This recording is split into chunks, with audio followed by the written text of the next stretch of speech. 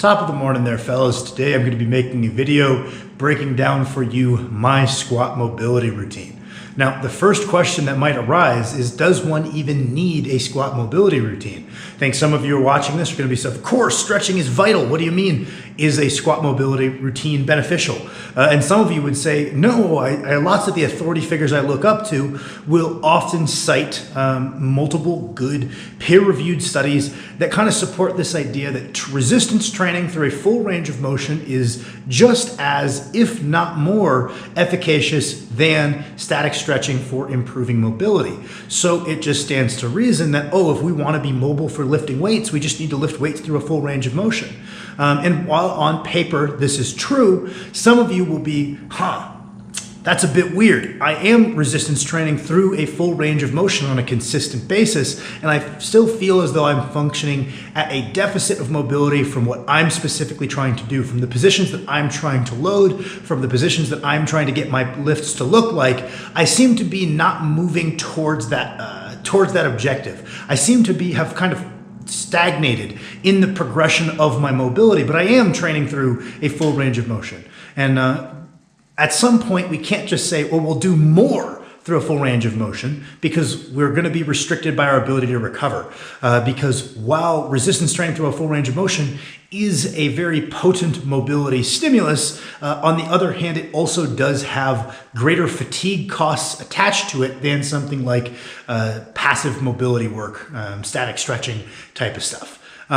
So kind of the way I view this is, if for you training through a full range of motion is adequate mobility to load the positions that you want, and you're moving towards or you're at the required mobility for your goals within your training, awesome. We don't need to do anything on top of that. But if training through a full range of motion, we still feel as though we're functioning at a bit of a deficit, we can then use some kind of static modality or some kind of extra dynamic modality that isn't necessarily loaded to run up additional exposure to these specific positions that we feel like we need more work on, because we couldn't necessarily just do more resistance training at that point. So it's not to say, you need to stretch every joint in your body. It's to say that if you have specific positions that don't seem to be where you need them to be, we can run up additional exposure via the secondary means, though static stretching wouldn't be my first intervention. Loaded stretching would be, i.e. resistance training through a full range of motion. Now, there are lots of very good mobility routines out there directed for squatting.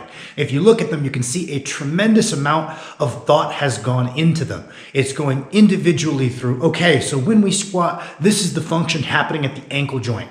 This is the functioning happening at the knee joint. Here are the maybe potentially multiple functions that are going to happen at the hip joint. And there's going to be a stretch to address each of these muscles, each of these functions. There's a lot of them out there, and you can tell from looking at them that a large amount of thought was put into them, and I think they work quite well. I don't know who he got it from, but Max has a relatively complex mobility routine that he does the night before his squat sessions every single time like clockwork, and it has worked wonders for him.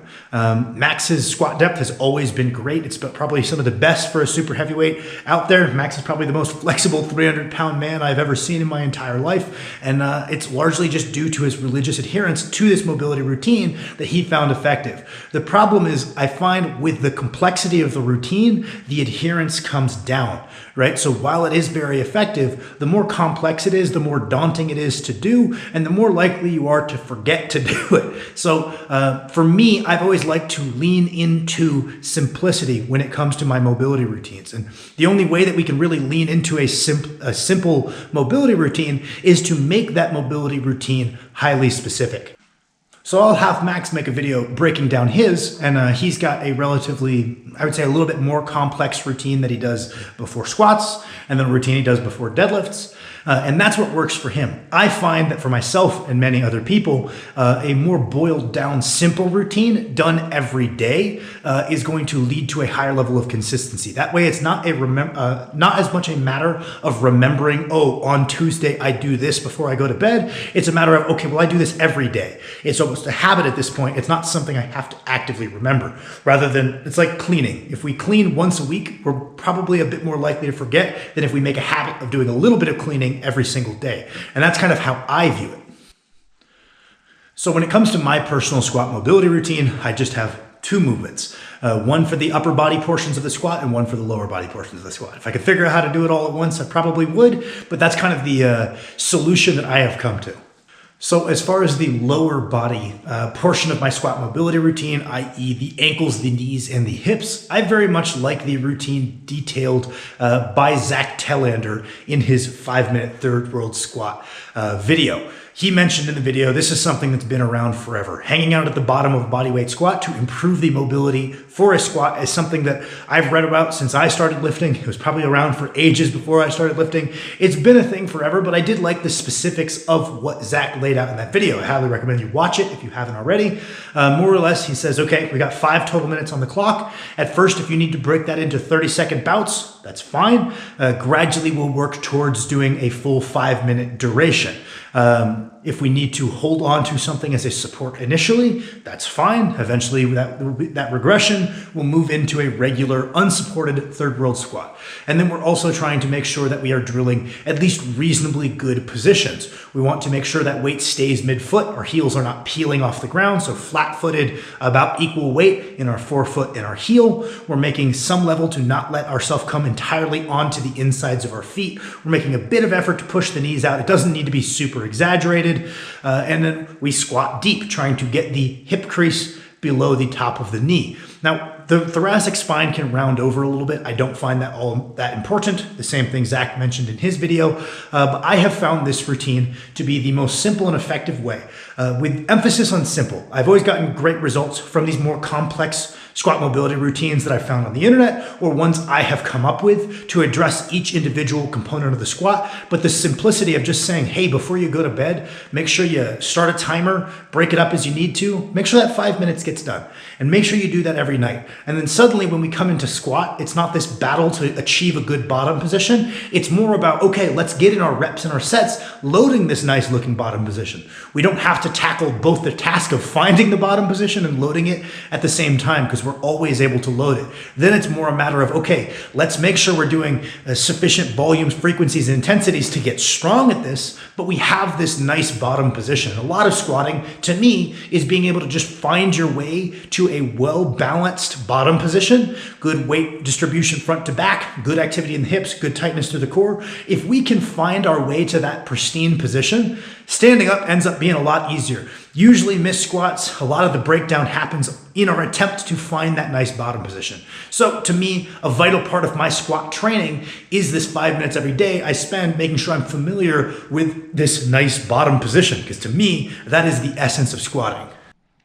And at its core, you could easily argue that this, to some degree, is a loaded stretch. Just like a bodyweight squat is not completely without resistance, a third world squat also has some level of resistance. So if our big, heavy strength training isn't enough exposure to this well-balanced bottom position, this is just another way to load up that position for a lot of time each week, develop a lot of familiarity with that position, develop some strength in that position, because generally in positions where we have strength, we don't have mobility restrictions, just like how if someone really struggled to touch their toes, one of the first things we might have them do is just start doing some RDLs, start developing some strength in that lengthened position of the hamstring, because most people that can't touch their toes also have no strength in a lengthened hamstring position. And the second they have strength, suddenly they're not restricted out of that range of motion, and they can just go touch their toes nice and easy. So it's kind of the same idea as we're building up some amount of strength, maintaining these positions, and it's going to be a lot easier to load these without a ton of movement prep when it comes time to squat. If we've just been exposing ourselves to this position for 5 minutes every single day like clockwork, we're probably not going to need much movement prep at all. We might be able to come in and just start squatting if we've been on top of this additional exposure to this position.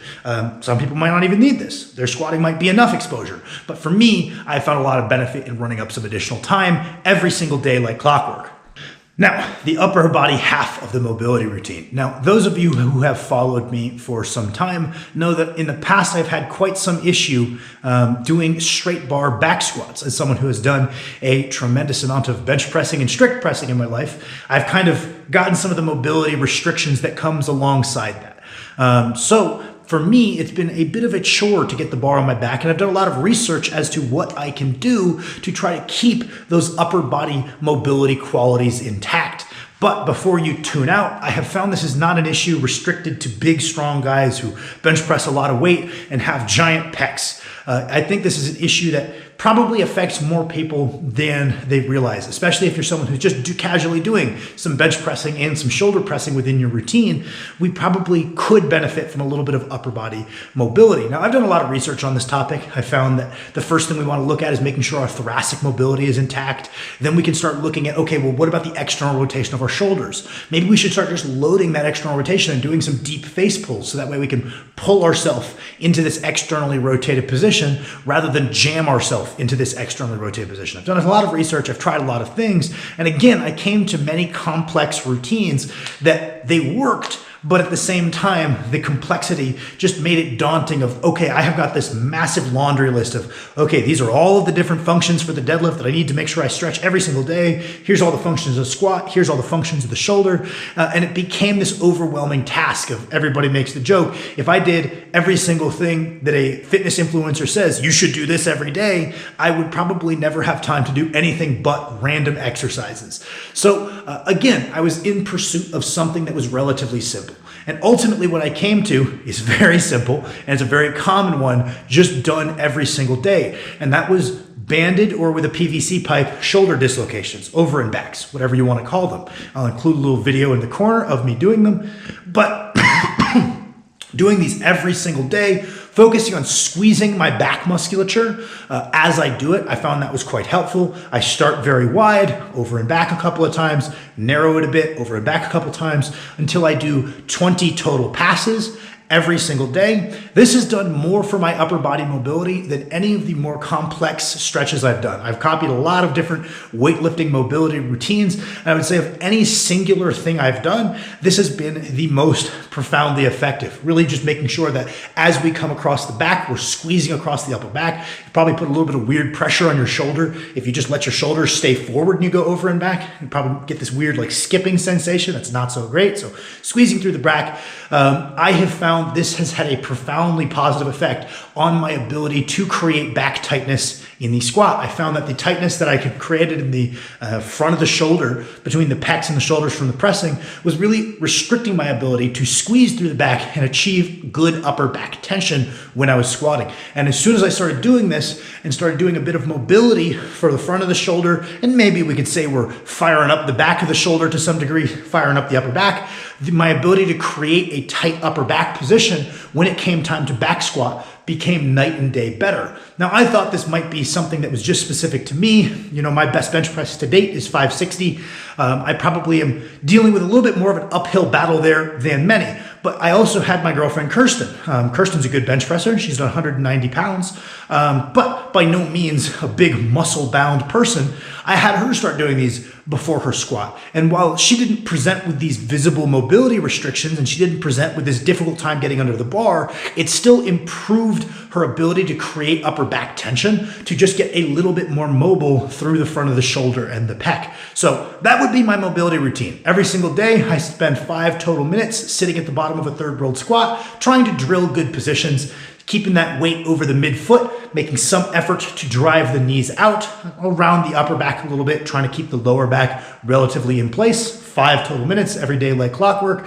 Then I feel very quickly I can start getting warm for squatting. If I've been on top of this every day, I would go so far as to say it's a crucial part of my training development for the squat pattern work. And then the other part is 20 passes over and back with a band every single day, even if I'm not squatting the next day. And these two things done really consistently, though very simple, have had profoundly positive effects on my squat.